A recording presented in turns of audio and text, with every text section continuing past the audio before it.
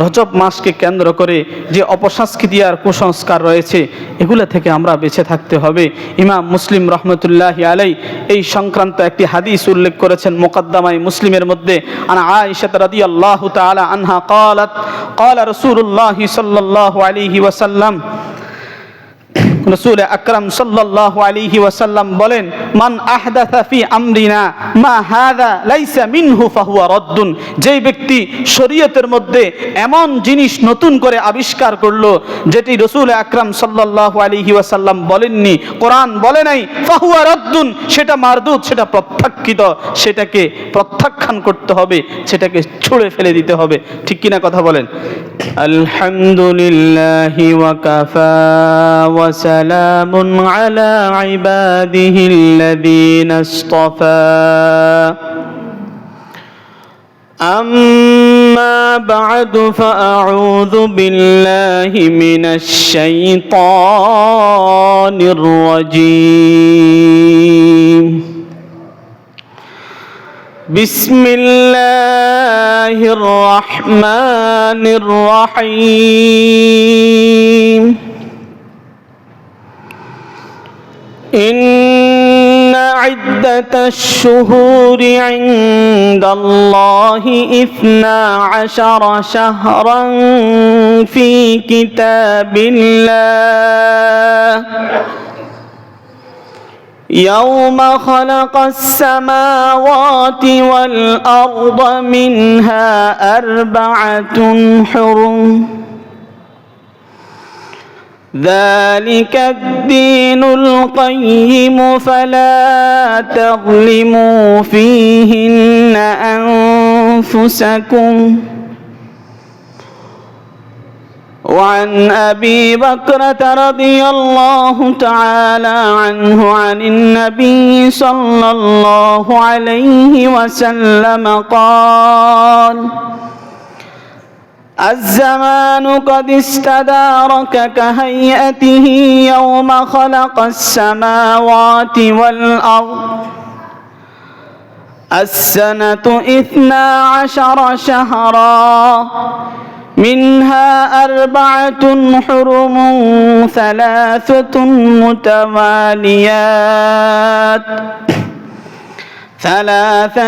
متواليات ذو القعدة وذو الحجة والمحرم ورجب مضر الذي بين جمادى وشعبان أو كما قال عليه الصلاة والسلام.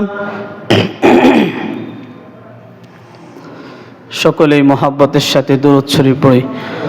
আল্লাহুম্মা সাল্লি আলা মুহাম্মাদিন ওয়া আলা আলি মুহাম্মাদ কামা সাল্লাইতা আলা ইব্রাহিম ওয়া আলা আলি ইব্রাহিম ইন্নাকা হামিদুম মাজিদ।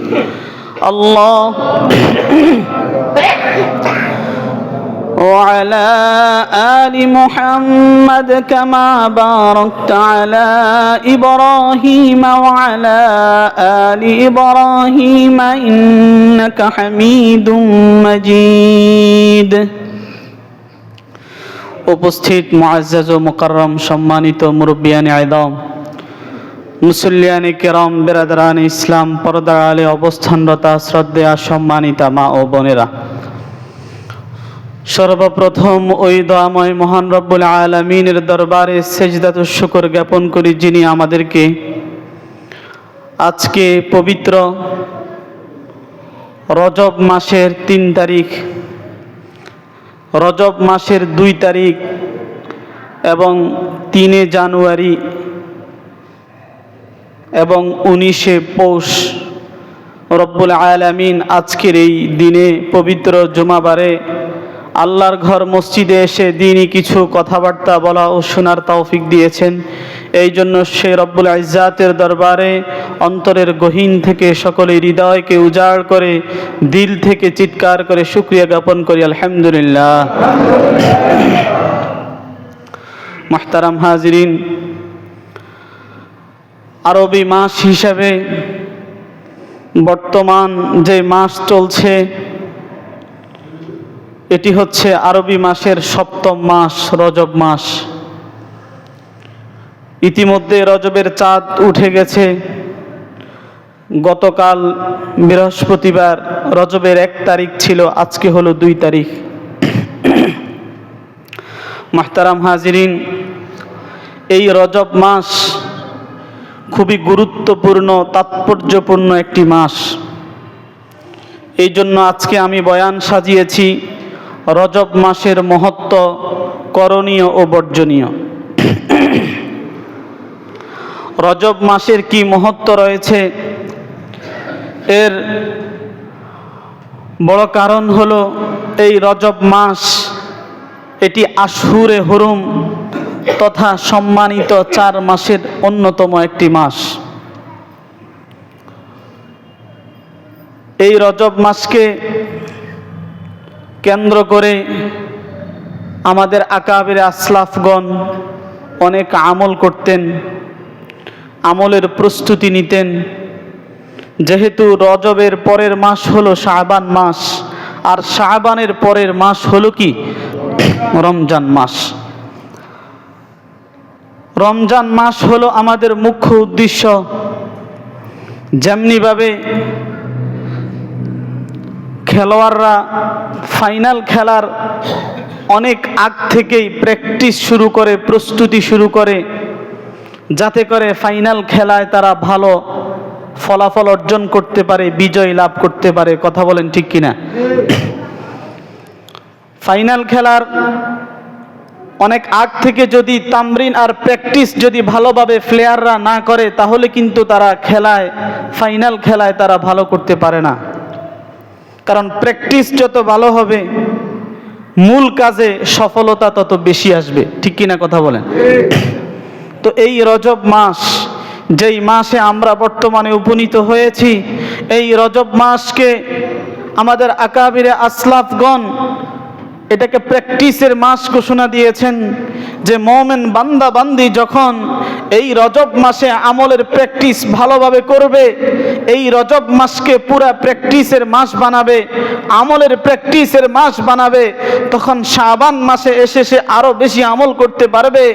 পাশাপাশি শাবানের পরে যে আমাদের মূল লক্ষ্য উদ্দেশ্য, যেই মাস সকল মাস অপেক্ষা শ্রেষ্ঠ মাস, যেই মাসে একটা নফল ইবাদত করলে ফরজের সমতুল্য সওয়াব পাওয়া যায়, সুবহান, এবং এক একটা ফরজ আমল করলে 70টা ফরজের সমতুল্য সওয়াব পাওয়া যায়।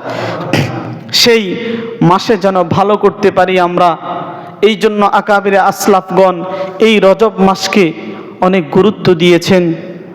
ঠিক এর পাশাপাশি এই রজব মাসকে কেন্দ্র করে আবার জাহিলিয়াতের জমানা থেকে কিছু অপসংস্কৃতি, কিছু কুসংস্কারও প্রচলিত ছিল, বর্তমানে এগুলো আছে। কথা বলেন ঠিক কিনা? এই জন্য আজকে আমাদের আলোচ্য বিষয় হলো রজব মাসের মহত্ব কি এবং আমাদের করণীয় কি এবং বর্জনীয় কি। ইনশাআল্লাহ সময় হলে বিস্তারিত আলোচনা করব। আমা তৌফিকি ইল্লা বিল্লাহ। মুহতারাম হাজিরিন, আল্লাহ রাব্বুল আলামিন সূরা তাওবার 36 নম্বর আয়াতের মধ্যে বলেন, ইন্না ইদ্দাতাশ শুহুরি ইনদাল্লাহি 12 শাহরান ফি কিতাবিল্লাহ। নিশ্চয় রব্বুল আলামিনের গণনায় সর্বমোট মাস হলো 12টি। ইয়াওমা খালাকাস সামাওয়াতি ওয়াল আরদা, যেই দিন থেকে রব্বুল আলামিন আসমান এবং জমিন সৃষ্টি করেছেন, সেই দিন থেকে গণনায় মাস মোট কয়টি? 12টি। রব্বুল আলামিন বলেন মিনহা আরবাআতুন হুরুম, ওই 12টি মাসের মধ্যে 4টি মাস হলো সম্মানিত মাস। রব্বুল আলামিন বলেন যালিকাদ দীনুল কাইয়্যিম, এই দ্বীনে ইসলাম এটা হলো সুপ্রতিষ্ঠিত বিধান। ফালা তাযলিমু ফীহিন্না আনফুসাকুম, সুতরাং তোমরা এই আশহুরে হুরুম ফে গুনাহ করে, গুনায় লিপ্ত হয়ে নিজের উপরে তোমরা জুলুম করবে না। রব্বুল আলামিন এই আয়াতের মধ্যে বলেছেন আল্লাহ রব্বুল আলামিনের গণনায় মাস মোট কয়টি? 12টি মাস। কথা বলেন, কতটি মাস? এই 12টি মাস এটা কার দেয়া? আল্লাহর দেয়া। 12 মাসে বছর হয়, আল্লাহর হুকুমে হয়।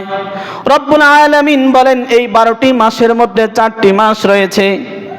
ওই 4টি মাস হলো জিলকাদ, জিলহজ, মুহররম, আরেকটি মাস হলো রজব। এই 4টি মাস এটা হলো সম্মানিত মাস। এই 4টি মাসের মধ্যে অতীত জমানা থেকে নিয়ে, জাহিলিয়াতের জমানা থেকে নিয়ে আজ পর্যন্ত ইসলাম আসা পর্যন্ত এই 4টি মাসকে সবাই সম্মান দিত। এই 4টি মাসের মধ্যে তারা কোনো যুদ্ধ বিগ্রহ, পরস্পর ঝগড়াঝাটি, মারামারি করতো না। সেই 4 মাসের মধ্যে অন্যতম এক মাস হলো কোন মাস? রজব মাস। মুহতারাম হাজিরিন, এই বিষয়ে হযরত সহিহ বুখারী শরীফের হাদিস হযরত আবু বকর রাদিয়াল্লাহু তাআলা আনহু থেকে বর্ণিত, আন আবি বকর রাদিয়াল্লাহু তাআলা আনহু আনিন নবী সাল্লাল্লাহু আলাইহি ওয়াসাল্লাম قال, হযরত আবু বকর রাদিয়াল্লাহু তাআলা আনহু থেকে বর্ণিত, রাসূল আকরাম সাল্লাল্লাহু আলাইহি ওয়াসাল্লাম থেকে বর্ণনা করেন, আল্লাহর রাসূল বলেন, আয-জামানু ক্বাদ ইস্তাদারাকা কাহাইয়াতিহি ইয়াওমা খালাকাস সামাওয়াতি ওয়াল আরদা। যেই দিন থেকে রব্বুল আলামিন আসমান এবং জমিন সৃষ্টি করেছেন, সেই দিন থেকে সময় আবর্তিত হয়ে আসছে, আজ পর্যন্ত সময় আবর্তিত হচ্ছে। কথা বলেন ঠিক কিনা? বছর শুরু হয়, আবার শেষ হয়, আবার নতুন আরেকটি বছর শুরু হয়। মাসের 1 তারিখ শুরু হয়ে 30 তারিখ শেষ হয়, আবার আরেকটি চাঁদ উদিত হয়। ঠিক কি ঠিক না? কথা বলেন। এই নিজাম আর নিয়ম কিয়ামত পর্যন্ত চলতে থাকবে। এরপরে রাসূল বলেন, আস-সানাতু 12 শাহরা, বছর হলো 12 মাসে, মিনহা আরবাআতুন হুরুম, তার মধ্যে 4টি মাস হলো সম্মানিত মাস। সালাসাতুন মুতাওয়ালিয়াত, 3টি মাস হলো একটা আরেকটির সাথে মিলিত, একটি আরেকটির সাথে মিলিত। ওই 3টি মাস হলো জিলকদ, জিলহজ এবং মুহররম। ওয়া রাজাবু মুদার আল্লাযী বাইনা জুমাদা ওয়া শাবান, আরেকটি মাস হলো রজব মাস, যেটাকে রজবে মুদার বলা হয়, যেটা শাবান এবং রমজানের, যেটা জুমাদাল উখরা এবং শাবানের মাঝামাঝি মাস। রজব মাস জুমাদাল উখরা শেষ হলে রজবের চাঁদ শুরু হয়, আর রজব শেষ হলে কোন মাস শুরু হয়? শাবান মাস শুরু হয়। সহিহ বুখারীর হাদিস। এখান থেকেও প্রতিমায়ন হলো, প্রমাণিত হলো, রজব মাস এটা অন্যতম একটা সম্মানিত মাস। সুতরাং এই রজব মাসকে আমরা পেয়ে গেছি আলহামদুলিল্লাহ।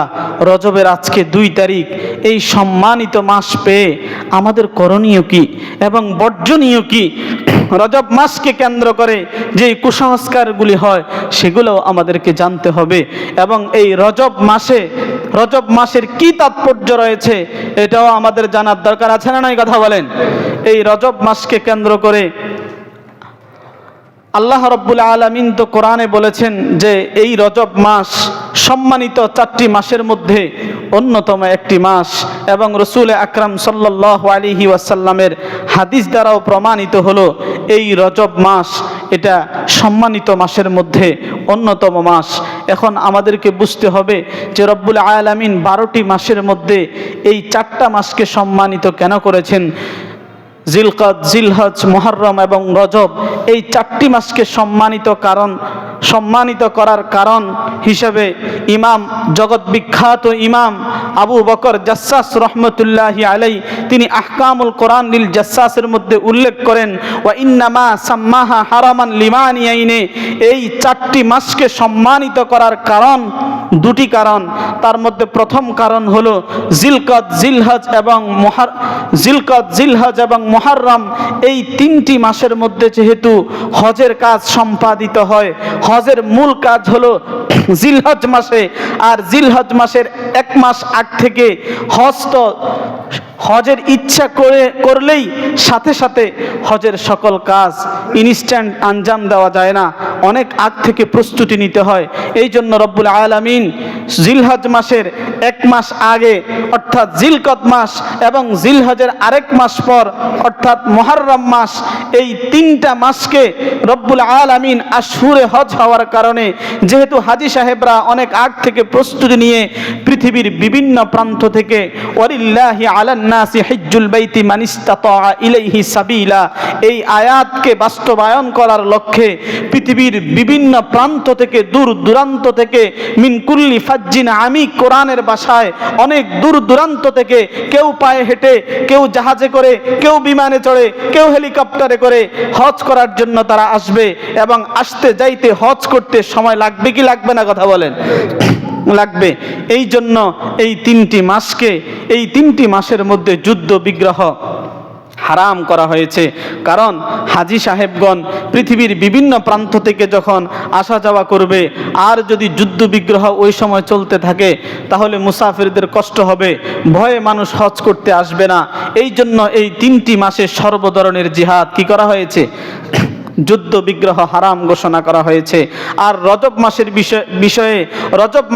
বিষয়ে আবু বকর জাসসাস রহমতুল্লাহি আলাইহি তার বিশ্ববিখ্যাত তাফসীর গ্রন্থ আহকামুল কোরআন নীল জাসসাসের মধ্যে তিনি উল্লেখ করেন, রজব মাসে অনেক সাহাবী যেমন হযরতে ওমর ফারুক রাদিয়াল্লাহু তাআলা আনহু, হযরতে আব্দুল্লাহ ইবনে ওমর রাদিয়াল্লাহু তাআলা আনহু এবং আম্মা জান আয়েশা রাদিয়াল্লাহু তাআলা আনহা সহ অনেক সাহাবীরা এই রজব মাসে ওমরা করতেন। এবং রজব মাসে ওমরা করার একটা নীতি আসলাফদের মাঝে, সলফদের মাঝেও প্রচলিত ছিল। যেহেতু এই মাস সুন্দর একটা বছরের মাঝামাঝি একটা মাস, 7ম মাস আরবি মাসের, এটা মাঝামাঝি একটা মাস, এই মাসে মানুষ বেশি সুযোগ সুবিধা পায়। এই জন্য রজব মাসকেও আশহুরে হুরুম হিসাবে ঘোষণা করা হয়েছে। চিৎকার করে বলুন সুবহানাল্লাহ।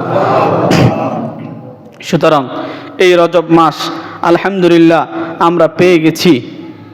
এই রজব মাসকে আমরা সম্মান জানাতে হবে, যেহেতু এটা সম্মানিত 4টি মাসের মধ্যে অন্যতম একটি মাস।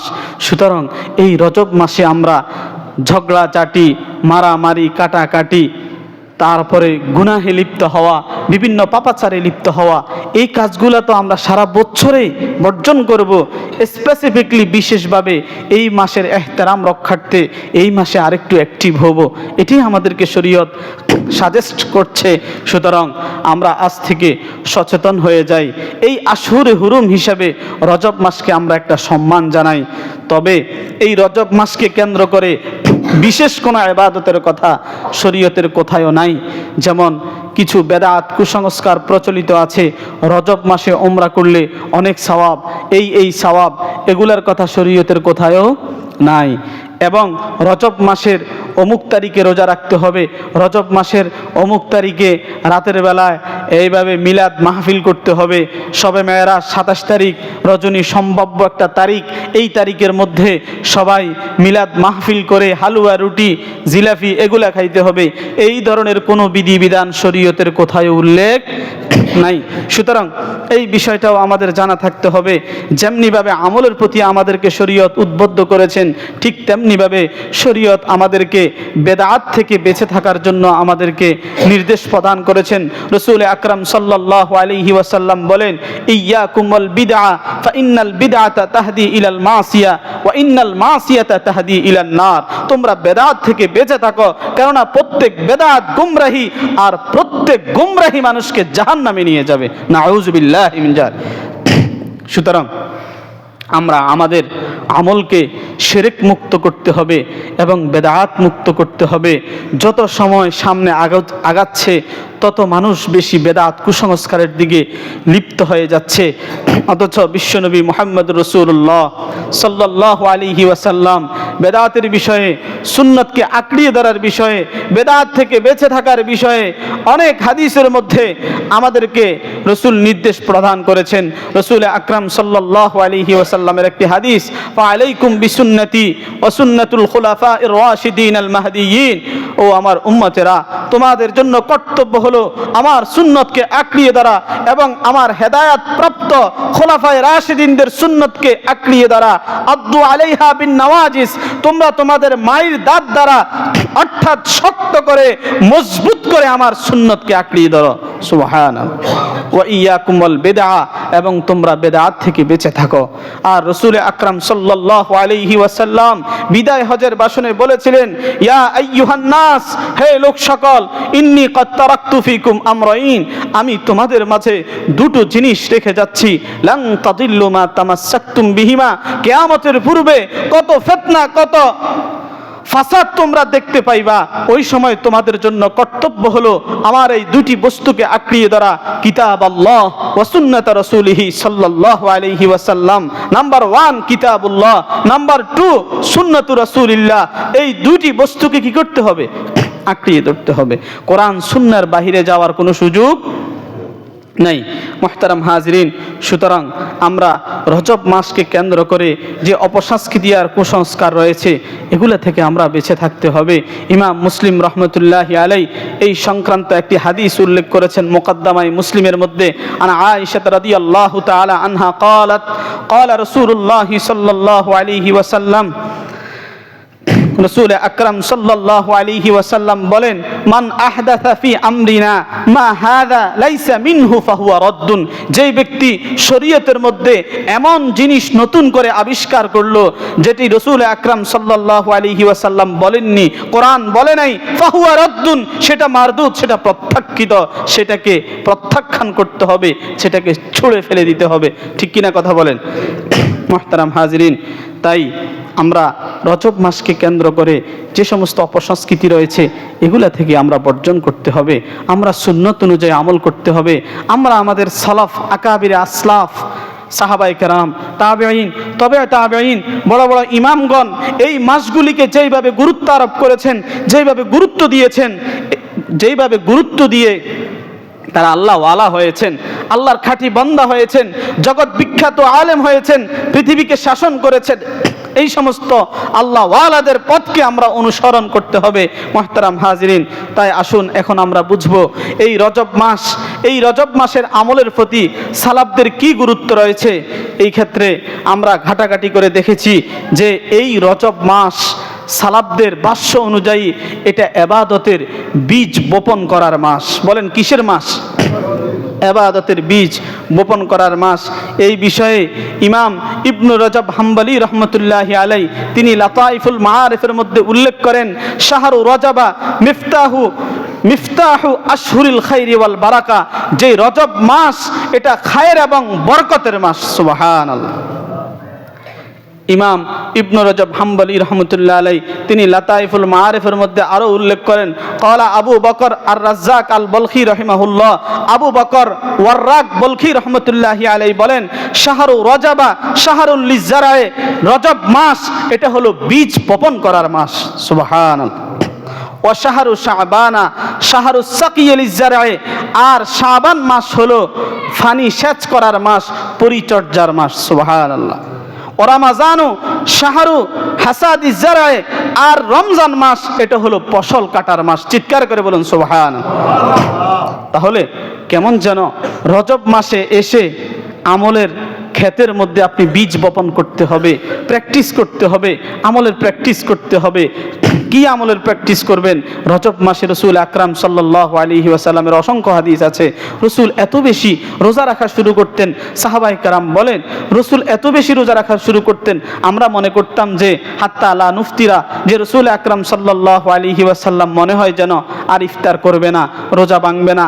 আবার মাঝে মাঝে রজব মাসে রাসূল এমনভাবে রোজা ভাঙা শুরু করতেন যে মনে হয় যেন রাসূল আর কি করবেন না, রোজা রাখবেন না। অর্থাৎ মাঝে মাঝে লাগাতার তিনি এই রজব মাসে রোজা রাখতেন। এটাকে আমলের প্র্যাকটিসের মাস বানিয়েছেন। সুতরাং ইমাম ইবনু রজব হাম্বলি রহমতুল্লাহ আলাইহি যে কওলটা উল্লেখ করেছেন যে রজব মাস এটা হলো বীজ বপন করার মাস, আমলের বীজ আমরা রজব মাসেই বপন করতে হবে। শাবান মাসে এসে ওই আমলের ক্ষেতের মধ্যে আমরা পরিচর্যা করতে হবে, আগাছাগুলোকে পরিষ্কার করে ফ্রেশ পানি দিয়া এটাকে আমরা ওই উদ্ভিদের জন্য সহায়ক হিসাবে আমরা পানি সেচন করতে হবে। আর রমজান মাসে এসে ফসলটা যখন অনেক বড় হয়ে যাবে তখন আমরা ওই ফসলগুলা কাটার ব্যবস্থা করতে হবে। যেমনিভাবে একজন কৃষক সিজনের আগ থেকেই সেই ভালো ফসল পাওয়ার জন্য, ভালো ধান, গম, জব এগুলা পাওয়ার জন্য অনেক আগ থেকে প্রিপারেশন নেয়।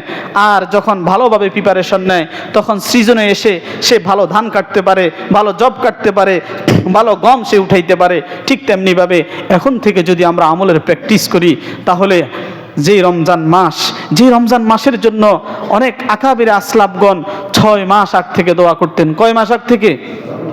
কারণ ওই ব্যক্তি কতই না সৌভাগ্যবান যার জীবনের মধ্যে একটা রমজান মাস বেশি সে পাইছে। এটি এখন বুঝে আসবে না, যখন আমরা কবরে যাব, আখিরাতে আল্লাহ তাআলার সামনে উপস্থিত হব, যখন আমাদের ছোট্ট ছোট্ট আমলের বিনিময়ে রব্বুল আলামিন বড় বড় নেয়ামত আমাদেরকে দান করবেন, তখন আমরা অনুভব করব, হায়রে কি ভুল করলাম, যদি আরো বেশি নেক কামাইতাম, যদি আরেকটা রমজান বেশি পাইতাম, রমজান যেগুলো পেয়েছি এগুলোতে যদি আরো বেশি কাজে লাগাইতাম, তাহলে আজকে তো আমি আখিরাতের বাদশা হইতাম। ভোগ করার জায়গা তো আখিরাত, ভোগ করার জায়গা তো জান্নাত। আল্লাহু আকবার। এই জন্য আমরা এখন থেকে আমরা গুরুত্ব দিতে হবে, এই রজব মাসকে আমরা ইবাদতের বীজ বপন করতে হবে। ইবনে রজব হাম্বলি রহমতুল্লাহ আলাই তিনি আরও উল্লেখ করেন, ক্বালা ইবনু রজব হাম্বলি রহিমাহুল্লাহ মিসলু শাহরি রজবা মিসলুর রিহে, যে এই রজব মাস এটা হলো বাতাসের মতো, অমিসলু শাবান মিসলুল গাইমে, আর শাবান মাস এটা হলো মেঘের মতো, সুবহানাল্লাহ, অমিসলু রমাজানা মিসলুল মাতারে, আর রমজান মাস এটা হলো বৃষ্টি বর্ষণ হওয়ার মাস, সুবহানাল্লাহ। অর্থাৎ রজব মাসে কি হবে? রজব মাসে ইবনে রজব হাম্বলি রহমতুল্লাহ আলাই যে বৃষ্টি হওয়ার আগে বাতাস হয়, কি বলেন, হালকা বাতাস হয় কিনা? বাতাস হওয়ার পরে ভালোভাবে মেঘে বৃষ্টির একটা ঝকঝকানি দেখা যায়, যে আকাশ মেঘাচ্ছন্ন হয়ে যায়। এরপরে মূল টাইমে এসে ঝড় করে আল্লাহর রহমত বৃষ্টি বর্ষিত হয়। ঠিক তেমনিভাবে এই রজব মাসকে আমরা এরকম বাতাসের মাস, অর্থাৎ বৃষ্টি তো মূল রহমত তো বর্ষিত হবে রমজানে। এখন থেকে আমরা এটার প্রিপারেশন নিব, এখন থেকে আমরা প্রস্তুতি নিব, শাবান মাসে এসে আরো বেশি প্রস্তুতি নিব। রমজানে চূড়ান্তভাবে আমরা রব্বুল আলামিনের সান্নিধ্য অর্জন করার জন্য, রহমত আর মাগফিরাত নাজাতকে অর্জন করার জন্য হঠাৎ করে আপনি পারবেন না। আগ থেকে প্রস্তুতি নিলে, আগ থেকে যে কোনো একটা গাড়ি স্টার্ট দিতে হইলেও একটু প্রিপারেশন লাগে কি লাগে না, কথা বলেন? আগ থেকে ইঞ্জিন যদি গরম থাকে স্টার্ট দেওয়ার সাথে সাথে ধরে, আর আগ থেকে যদি ইঞ্জিন গরম না থাকে তাহলে হঠাৎ করে স্টার্ট দিলে কিন্তু স্টার্ট অনেক সময় ধরে আবার এটা কি ছুটে যায়, বন্ধ হয়ে যায়। ঠিক তেমনিভাবে এটা আমলের স্টার্ট করার মাস। সুতরাং এই রজব মাসকে আমরা গুরুত্ব দেব তো ইনশাআল্লাহ। আল্লাহ রাব্বুল আলামিন আমাদের সবাইকে তৌফিক দান করেন, সবাই বলি আমিন।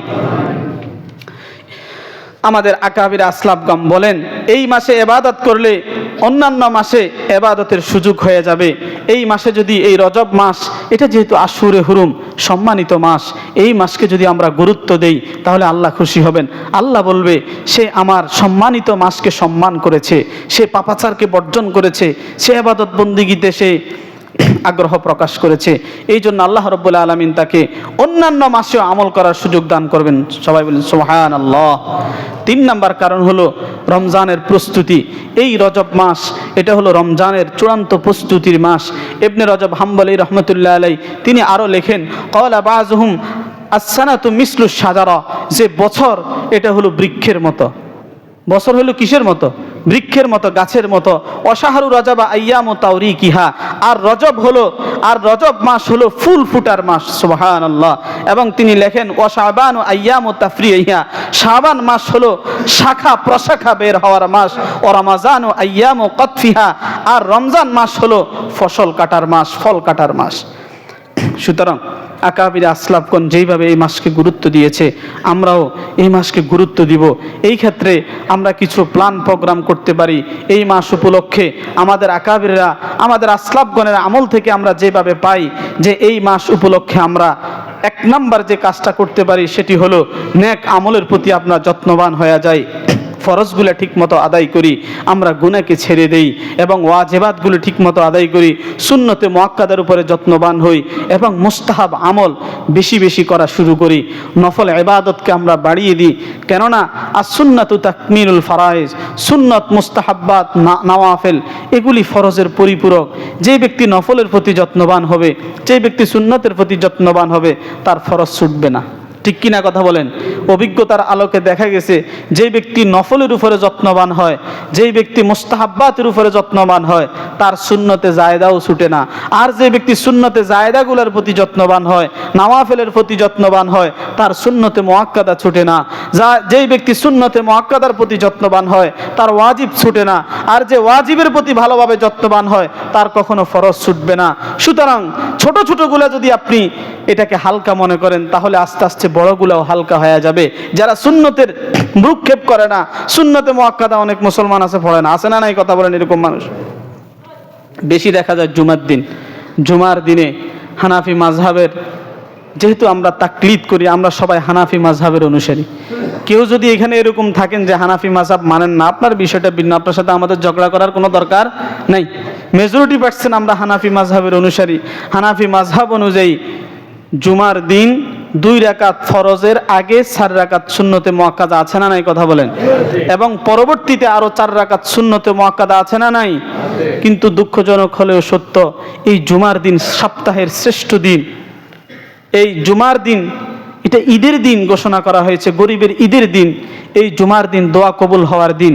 এই জুমার দিন পর্যন্ত আমরা অনেক মুসলমান আছি, দেরি করে আসি, সুন্নতে মুআক্কাদাটা পড়তে পারি না। এরপরে আবার 2 রাকাত ফরজ কোনো রকম সাইরা, কোনো রকম, অনেকে মুনাজাত দিলে দিল, না দিলে নাই। মুনাজাত তো দেওয়া জরুরি না, কিন্তু সুন্নত তো পড়া জরুরি। অনেকে সালাম ফিরানোর সাথে সাথে উঠে চলে যায়, অনেকে মুনাজাত দিয়ে উঠে চলে যায়, আর সুন্নতে মুআক্কাদার কোনো গুরুত্ব দেয় না। ভাই, এই সুন্নতে মুআক্কাদা তো আপনি পড়তে হবে। সুন্নতে মুআক্কাদা ছাড়তে পারবেন কখন? অতি গুরুত্বপূর্ণ কোনো কাজ, যেটা না হলে না।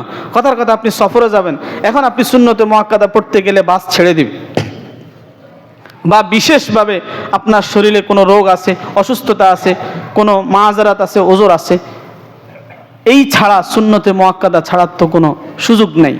আপনি এটার জন্য কাল কিয়ামতের দিন জিজ্ঞাসিত হবেন, কেন সুন্নতে মুআক্কাদা আপনি ছেড়ে দিলেন? রাসূলের সুপারিশ পাইতে হলে তো সুন্নতের উপরে আপনাকে উঠতে হবে। কারণ যত জায়গায় আমলের সওয়াবের কথা বর্ণিত হয়েছে, তত জায়গায় রাসূলের সুন্নতের অনুকরণের কথা বলা হয়েছে। আল্লাহ তো বলেছেন, কুল ইন কুনতুম তুহিব্বুনাল্লাহ, আল্লাহর ভালোবাসা, জান্নাত যদি তোমরা পেতে চাও, ফাত্তাবিউনি, তাহলে রাসূল আকরাম সাল্লাল্লাহু আলাইহি ওয়াসাল্লামকে বলা হলো, আপনি বলে দিন আমি রাসূলের তোমরা অনুসরণ করতে হবে। ইউহিব্বুকুমুল্লাহ, রাসূলের সুন্নাত অনুযায়ী যদি তুমি আমল করো, তাহলে আল্লাহ তোমাকে ভালোবাসবেন। ওয়া ইয়াগফির লাকুম যুনুবাকুম, আল্লাহ তোমার গুনাহ ক্ষমা করবেন। আল্লাহু গফুরুর রহিম, নিশ্চয় আল্লাহ তাআলা ক্ষমাশীল এবং দয়াবান। তাহলে আমল করতে হবে কার তরিকায়? মুহাম্মদ রাসূলুল্লাহ সাল্লাল্লাহু আলাইহি ওয়াসাল্লামের তরিকায় আমল করতে হবে। তাহলে আমরা সবাই আমলের প্রতি যত্নবান হই। যেহেতু রজব মাস, এটা সম্মানিত একটা মাস, এই মাস পাওয়ার সাথে সাথে আমরা এই প্ল্যান, এই পরিকল্পনা আমরা তৈরি করি। 2 নম্বর, গুনাহ করে আমরা নিজেদের উপরে জুলুম করব না। কারণ সূরা তাওবার এই 36 নম্বর আয়াতে আল্লাহ বলেছিলেন, ফালা তাযলিমু ফীহিন্না আনফুসাকুম, যে আশহুরে হুরমের মধ্যে নাফরমানি করে, গুনাহ করে তোমরা নিজেদের উপরে জুলুম করবে না। সুতরাং গুনাহ করলে ক্ষতিকার, আমার নিজের ক্ষতি হবে। আমি যদি গুনাহ করি, আল্লাহ তাআলার বড়ত্ব কমবে না, আল্লাহ তাআলার সম্মান কমবে না। সারা পৃথিবীর সকল মানুষ যদি যুক্তি করে আল্লাহ নাফরমানি শুরু করে, সবাই যদি একমত হয়, সারা পৃথিবীর মানুষ যদি একমত হয় যে আমরা একমত হয়ে আল্লাহর বিরোধিতা শুরু করবো, দেখি আল্লাহ বড় কিভাবে থাকে, আল্লাহ খোদা কিভাবে থাকে। কথা বলেন, এরকম যদি কেউ চ্যালেঞ্জ করে কোনো লাভ হবে? কথা বলেন। চ্যালেঞ্জ তো আল্লাহ নিজেই করে রাখছে, ইয়া মাশারাল জিন্নি ওয়াল ইনস ইনিসতাতা'তুম আন তানফুযু মিন আকতারিস সামাওয়াত ফানফুযু লা তানফুযুনা ইল্লা বিসুলতান। আল্লাহ পাক বলেন, হে জিন জাতি এবং মানব জাতি, মানুষের থেকে জিন্নাতের সংখ্যা আরো বেশি, বিশেষ করে এই দুই জাতিকে তো আল্লাহর ইবাদতের জন্য সৃষ্টি করেছেন। দোনো জাতিকে খেতাব করে সম্বোধন করে আল্লাহ বলেছেন, ইয়া মাশারাল জিন্নি ওয়াল ইনস ইনিসতাতা'তুম আন তানফুযু মিন আকতারিস সামাওয়াত। তোমরা যদি আমার নাফরমানি কইরা সবাই ঐক্যবদ্ধ হয়ে আমার নাফরমান হয়ে তোমরা যদি আমার অবাধ্য হতে চাও, তাহলে অবাধ্যতা তোমরা অবলম্বন করো, ভালো কথা। তবে তোমরা আমার রাজ্যের বাহিরে চলে যাও, আমার বাতাস খেয়ে, আমার পানি খেয়ে, আমার অক্সিজেন খেয়ে, আমার নাজ ও নেয়ামত ভোগ কইরা আমার নাফরমানি করবা, এটা হবে না। এটা কি হবে না? ফাংফুজু, তোমরা বের হয়ে যাও, অন্য কোথাও চলে যাও, আমার রাজত্বের বাহিরে অন্য কোথাও চলে যাও। ছেলে সন্তান যেমনিভাবে নাফরমানি করলে, বাবা মার অবাধ্য হলে বাবা মা ছেলে সন্তানকে বলতে বাধ্য হয়, তুই যদি আমার কথা না শুনিস তাহলে আমার ঘর থেকে বের হয়ে যা, আমার এই বাড়ি থেকে বের হয়ে যা। আবার বলে, কোথায় যাবি? তোর বয়স কম, এখনো তোর রুজি রোজগারের বয়স হয় নাই, এখনো চাকরি বাকরি করার তোর অ্যাবিলিটি হয় নাই, কোথায় যাবি? ভালো হয়ে যা, আমার কথা শুন, তাহলে আমার ঘরে থাকতে পারবি। আল্লাহ পাক এটাই বুঝাইছেন, ফাংফুযু লা তানফুযুনা। কোথায় যাইবা? যেখানে যাইবা সেখানে আমার রাজত্ব। আমেরিকাতে যাইবা, ইটালিতে যাইবা, ইউরোপে যাবা, অস্ট্রেলিয়াতে যাইবা, চাঁদের দেশে যাইবা, সূর্যে যাইবা, কোথায় যাইবা? সূর্য তো যাইতে পারবে না, সেখানে গেলে তুমি চলে যাইবা। কোথায় যাইবা? চাঁদের দেশে যাইবা? কোন গ্রহে যাইবা? কোন নক্ষত্রে যাইবা? সবকিছু কার সৃষ্টি? আমি আল্লাহর সৃষ্টি। সুতরাং যেখানেই যাইবা সেখানে আমার রাজত্ব। সুতরাং তুমি স্বীকৃতি দিতে তোমরা বাধ্য হও যে এই রবের তোমরা নাফরমানি করবা না, এই রবের ইবাদত করবা। সুতরাং আসুন আমরা নাফরমানি ছেড়ে দেই। দুনিয়া দুনিয়া দুনিয়া করে আর কত আমরা জীবন শেষ করব? শুধু দুনিয়া দুনিয়া ছাড়া আমরা অনেক মানুষ আছি, কিছুই বুঝি না। আমাদের এই মসজিদের একজন কমিটির একজন সদস্য ছিলেন, একলাশপুর ফাউন্ডেশনের সদস্য ছিলেন, গতকালকে ওনার জন্য দোয়া হয়েছে। আচ্ছা বলেন তো, এই লোকটা যে এই মাসের 30 তারিখে ইন্তেকাল করছে না, 30 তারিখে যে দুনিয়া থেকে চলে যাবে, আপনারা কেউ কল্পনা করছেন? কেউ জানতেন আগ থেকে? কেউ জানতেন না। এরকম হঠাৎ করেই আপনি শুনবেন যে অমুক নাই, তমুক নাই, আমি নাই, হঠাৎ করেই শুনবেন, মৃত্যু হঠাৎ করেই আসবে। সুতরাং কার মৃত্যু কখন আসে? যারা জওয়ান আছেন তারা চিন্তা করতেছেন, বুড়ারা না মারা যাবে, আমি তো জওয়ান মানুষ, আমার তো এখনো জীবনী শক্তি সবল, আমার শরীরের রক্ত গরম সব ঠিকঠাক আছে, আমার মৃত্যু তো কমপক্ষে আরো 30, 40, 50 বছর দেরি আছে। এরকম বলার কোনো সুযোগ আছে? এই কথা বলে আপনি হয়তো বা বাড়িতেও যাইতে পারবেন না, এর আগে কিন্তু আজরাইল আপনার সামনে চলে আসবে। একটু মৃত্যুকে স্মরণ করি। মৃত্যুকে স্মরণ করলে আমল করতে সুবিধা, মৃত্যুকে স্মরণ করলে আমরা আর আমাদের থেকে আমল ছুটবে না। আল্লাহ রাব্বুল আলামিন আমাদের সবাইকে আমলের প্রতি যত্নবান হওয়ার তৌফিক দান করেন। বিশেষ করে রজব মাস যে আমরা পেয়েছি, আমরা গুনাহমুক্ত জীবন শুরু করব। 3 নম্বর, আমরা রমজান লাভের জন্য আল্লাহ তাআলার কাছে বেশি দোয়া করব। রাসূল আকরাম সাল্লাল্লাহু আলাইহি ওয়াসাল্লামের একটা হাদিস বর্ণিত আছে, আল্লাহুম্মা বারিক লানা ফি রজব ওয়া শাবান ওয়া বাল্লিগনা রমাজান। এই হাদিসের ভিতরে, এই হাদিসের বিষয়ে মুহাদ্দিসিনে কেরামের মাঝে আবার মতনৈক্য আছে। কিছু কিছু মুহাদ্দিসিনে কেরাম বলেন যে এই হাদিসের বর্ণনাকারীর মধ্যে জায়েদা ইবনে আবির রোকাত নামে একজন বর্ণনাকারী আছে, সে বিশুদ্ধ নয়, সেই সেকা নয়, সে মুনকিরুল হাদিস। এই জন্য এই হাদিস জোয়াফে শাদীদ বলা হয়, অধিক দুর্বল একটা হাদিস। তবে আমলের ক্ষেত্রে দুর্বল হাদিসও গ্রহণযোগ্য। এই জন্য আমরা এই দোয়া হোক বা এর অনুবাদ হোক বা অন্য কোনো দোয়া হোক, শাবান, রমজানের বরকতের জন্য, রমজান লাভের জন্য, রমজানে যাতে করে আমরা আমল হাসিল করতে পারি, আমল করে আল্লাহ পাকের সান্নিধ্য অর্জন করতে পারি, এই জাতীয় দোয়া করব তো ইনশাআল্লাহ। আমরা এখন থেকে করব। আমাদের সালাফগণ তারা 6 মাস আগ থেকে রমজানের জন্য দোয়া করতেন, আমরা কি এখন থেকে করতে পারবো না? আল্লাহ রাব্বুল আলামিন আমাদেরকে এখন থেকেই এই রজব মাস, আশহুরে হুরুম সম্মানিত এই মাসে রমজানের জন্য প্র্যাকটিস এখন থেকেই ভালোভাবে প্রস্তুতি নেওয়ার তৌফিক দান করেন। ওয়া আখিরু দাওয়ানা আলহামদুলিল্লাহি রাব্বিল আলামিন। যারা 4 রাকাত সুন্নত মুআক্কাদা আদায় করেন, এই 4 রাকাত সুন্নত